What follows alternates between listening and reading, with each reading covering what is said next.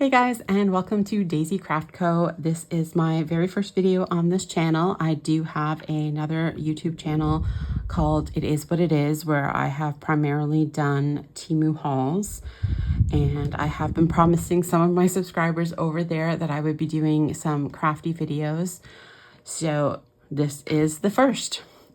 So I am new to polymer clay, and so I am very much learning. So I am by no means an expert, but waterslide transfers are something that you can use in order to add a design to your clay. So these two here were purchased on Temu. This one here I printed myself. You can buy waterslide paper that you can print on a printer at home. So I got this from Amazon. I have noticed that they do have these on Temu as well. I haven't compared the prices, so it very well might be cheaper on Temu. I've had these for quite a while. These are for a laser printer, seeing as that's what I have, but you can buy them also for inkjet printers.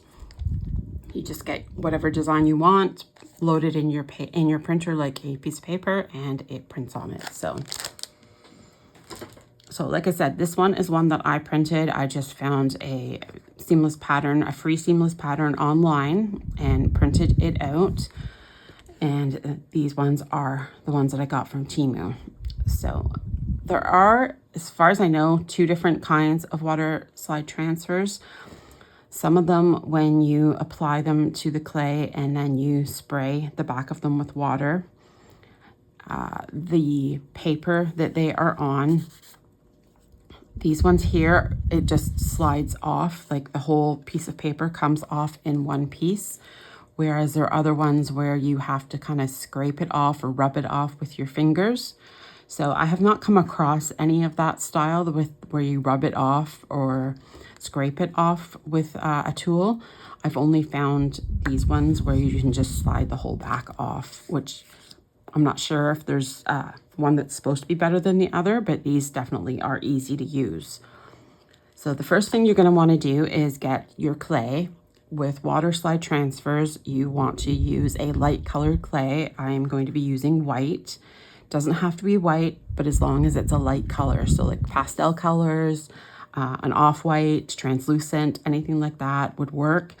If you put it on a dark color clay, you're not going to see your design very well because these are basically transparent. So if you think of kind of like a highlighter marker, if you have your writing and you write over it, you draw over it with your highlighter, you can still see the writing through it.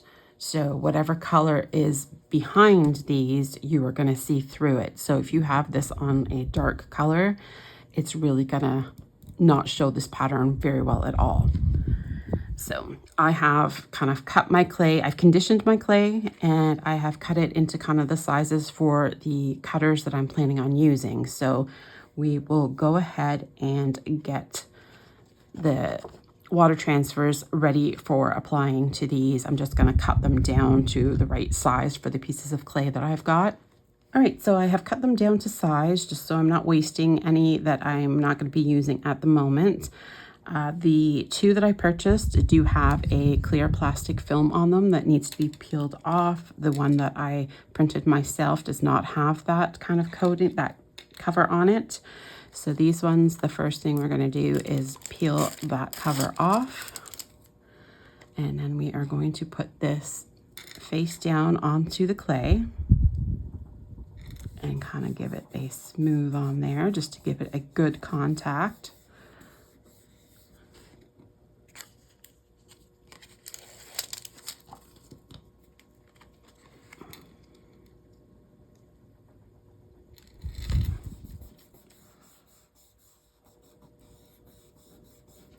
You could use your roller for this if you wanted to, but I think using my finger is good enough.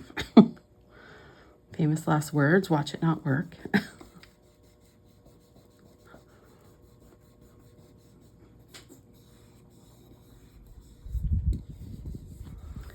And then I am just going to use a spray bottle to spray them with water. Now you could just run this under a tap, or you could get a little bowl with some water and a sponge, or use your finger, or, you know, whatever works. You just gotta get them wet.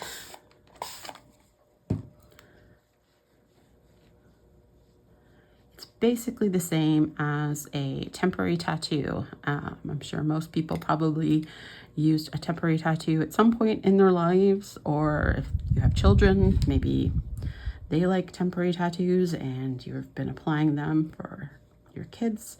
So yeah, you're just putting it on, wetting it, and then once it has a chance to sort of adhere, then we are going to take the backing off.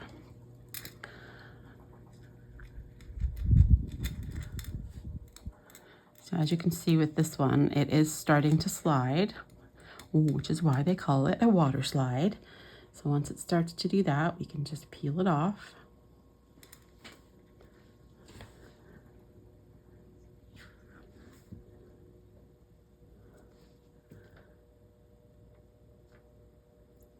So there we have our water slides on our clay.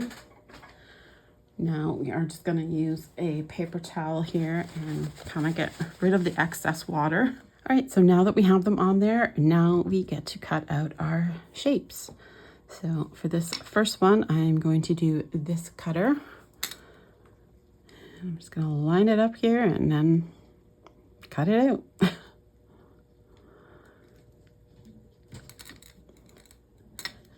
Well, you do want to make sure you've got a pretty good cutter. If they're kind of not very sharp edges to them, you may find that it doesn't go through the transfer very well. And that can give you a little bit of a problem with the designs. They are basically on like a plasticky kind of sheet, so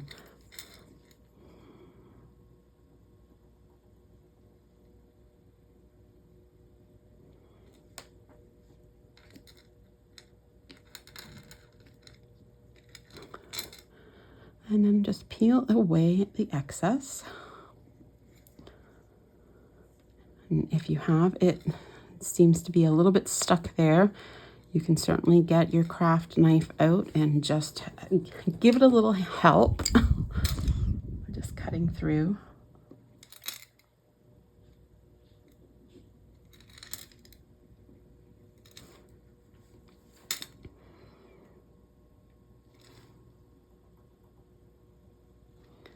Yeah, this one's gonna be a little bit finicky.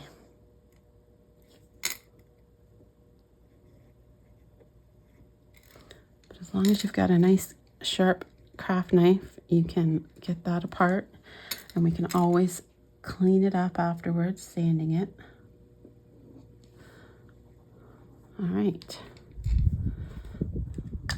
Now we will cut out the second one here.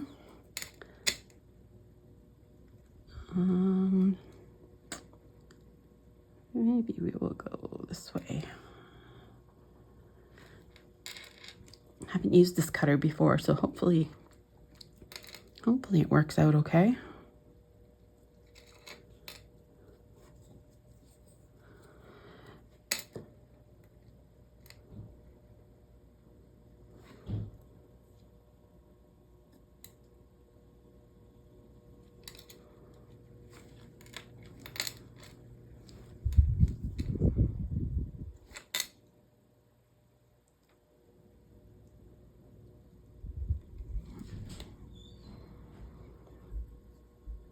And now, like I said, I am a beginner with polymer clay.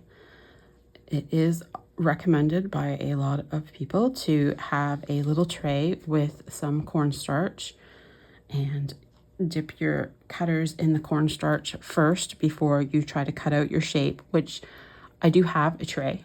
I just didn't do it. So don't be like me. Don't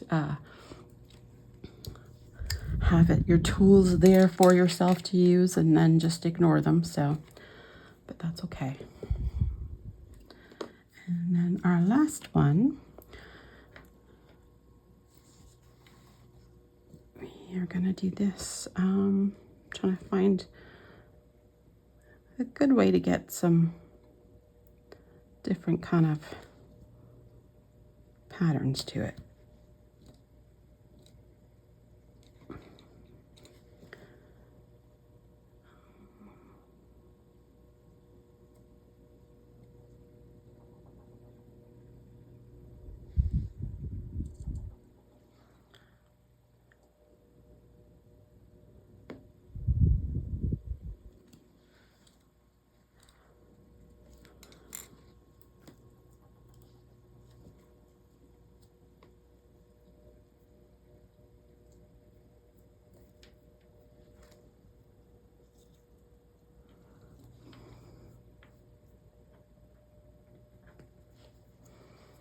All right, so there we have our shapes cut out. So at this point, then you would just need to put them into your oven to bake them.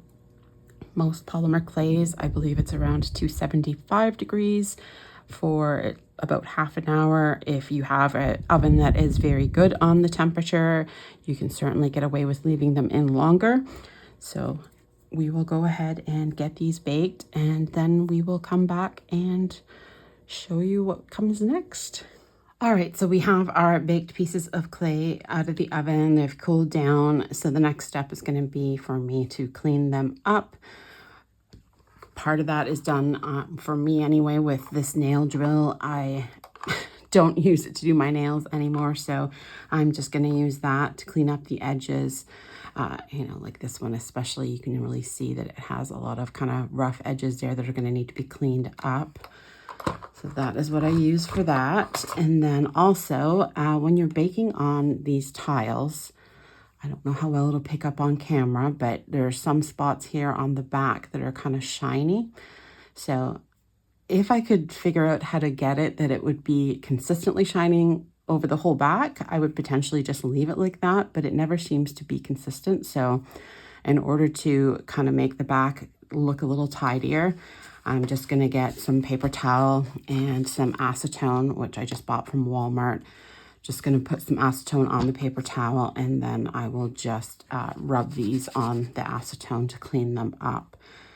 While I am sanding, because of the fine dust that will come off of the polymer clay, I am going to be wearing a mask, safety first, as well as when I do the resin on any of the earrings that I decide to resin, I also will be wearing a mask.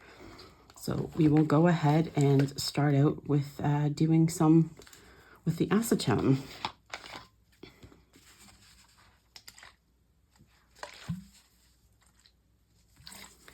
I'm just going to get a nice spot there, wet, and then just show you it again here so you can see hopefully some of those shiny spots and then other parts that are dull. So then I'm just going to take it and rub it on the acetone.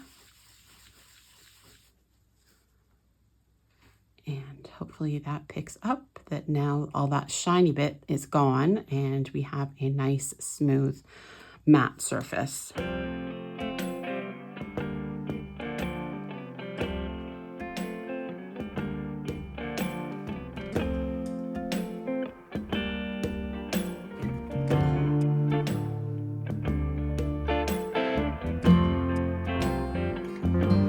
Okay, so now we have them all cleaned up to my liking, and the next step is I'm going to apply resin to these. The Waterslide transfers really kind of, for durability's sake, really are better off if you are sealing them with something. If you didn't and they got wet or you know, anything like that, then the surface could certainly scratch. It would probably scratch fairly easily, even not getting wet. So definitely you need to seal it with something, and I am going to use some UV resin. This I got from Temu, and then I also have the nail lamp, so for curing UV gel nails, and I'm just going to use that for curing the UV resin.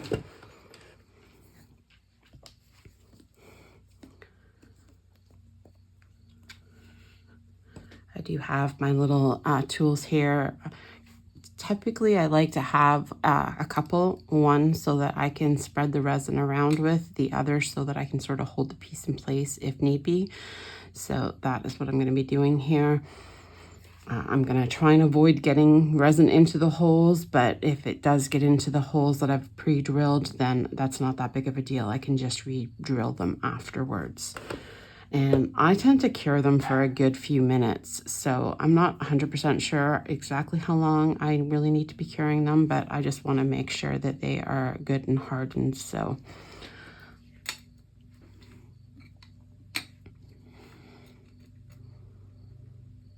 and I do also then always make sure to pass over them with a lighter before I go ahead and cure them, just to get rid of any bubbles that there could be. So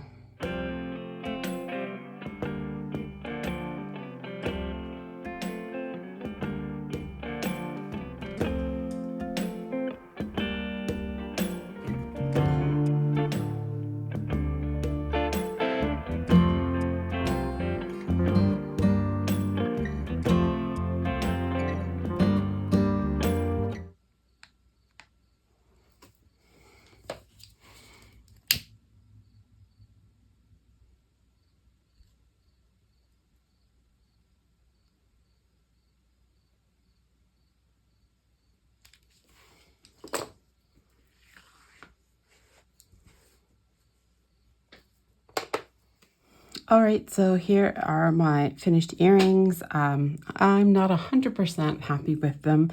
I really need to work on my techniques with the resin. I don't know what I'm doing exactly wrong, but it seems to very easily dull down a bit. So hopefully that will improve over time. If anybody out there is more experienced with this sort of stuff, please give me some tips in the comments if you have any suggestions on how I can better finish them. I'm not sure if I should be drilling the holes, if I need to, before or after applying the resin. If I do it before, then potentially the holes get filled in with resin. If I do the resin first and then drill the holes, then I find that it's giving me kind of this dull surface. So anyway, all right, so we'll take a little bit closer look at these ones. So this is them here. I'm pretty happy with them. I did notice that the Waterslide transfer does almost look a little bit like it's cracking there. So I'm gonna have to do some research and see if I can figure out why that might be, if it's something I'm doing wrong, or you know, if it's just maybe the quality of the Waterslide transfers that I got. But yeah, I'm fairly happy with them. Definitely with practice, I'm sure my technique's gonna improve a bunch. But from what I've heard other people say, it's always good to document your first pairs, because then when you, you know, down the line, once you've got more experience, you can see how far you've come. So hopefully that'll be the case. But yeah, this is just, you know, technique to show using Waterslide transfers to get the pattern onto the clay. So next we have these ones, and these are the ones, the Waterslide paper that I printed myself. So yeah, they're okay. Yeah, I mean, I love the idea of the Waterslide transfers. I think that it is an easy way to get a nice design on there. Like I said, I think I just need to improve my technique just to get it on there a little bit nicer and cleaner finish to it. So, but yeah, pretty happy. These ones are probably the ones I like the best out of these three. But yeah, let me know if you guys found this video helpful at all, if you're interested in giving out Waterslide transfers a try. And yeah, stay tuned for the next video, which is me using some stencils on clay. So hope you guys enjoyed, and thank you so much for watching, and I'll see you next time. Thanks. Bye-bye.